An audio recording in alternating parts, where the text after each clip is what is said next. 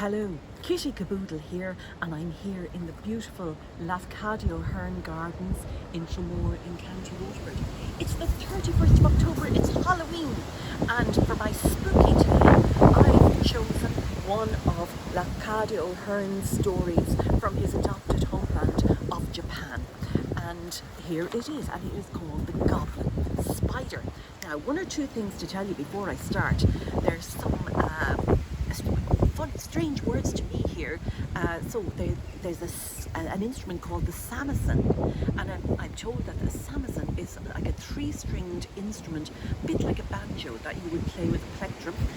There are gentlemen referred to as samurai, and they of course are Japanese warriors. And so I think we're ready to start now. The Goblin Spider from Lafcadio Hearn's short stories, Tales of the Supernatural. In very ancient books, it is said that there used to be many goblin spiders in Japan. Some folks declare there are still some goblin spiders.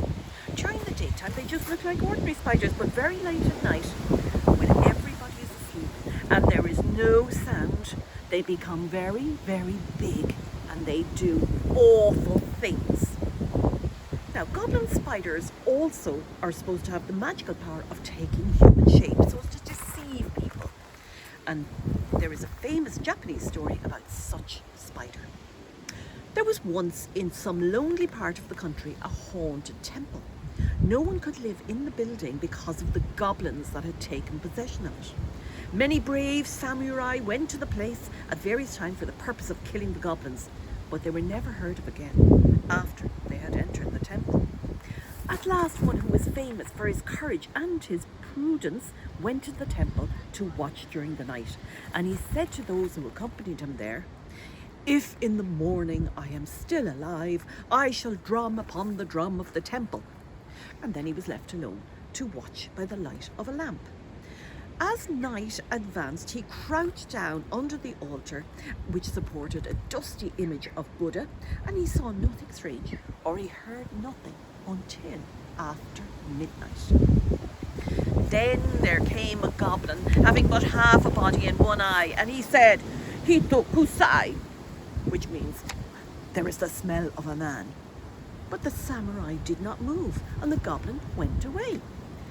Then there came a priest, and he played upon a samisen so wonderfully that the samurai felt sure it was not the playing of a man. So he leaped up with his sword drawn, and the priest seeing him burst out laughing and said, "Ha ha ha, so you thought I was a goblin, did you?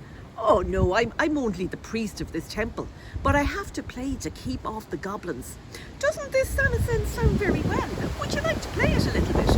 And he offered the instrument to the samurai, who grasped it very cautiously with his left hand. But instantly, the samisen changed into a monstrous spiderweb, and the priest turned into a goblin, and the warrior found himself caught fast in the web by the left hand.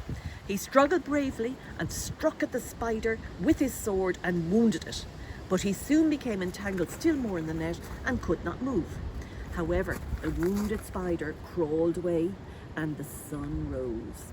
And in a little while, the people came and they found the samurai in the horrible web, and they freed him. And then they saw the tracks of blood upon the floor, and they followed the tracks out of the temple to a hole in the deserted garden. And out of the hole issued a frightful sound of groaning. And they found the wounded goblin in the hole and killed it. And that is the story of the Goblin Spider from Lafcadio Hearn's Tales of the Supernatural. And they tell me here in the gardens that that story has been dramatised here in recent times. Slán from Kitti Caboodle on Halloween.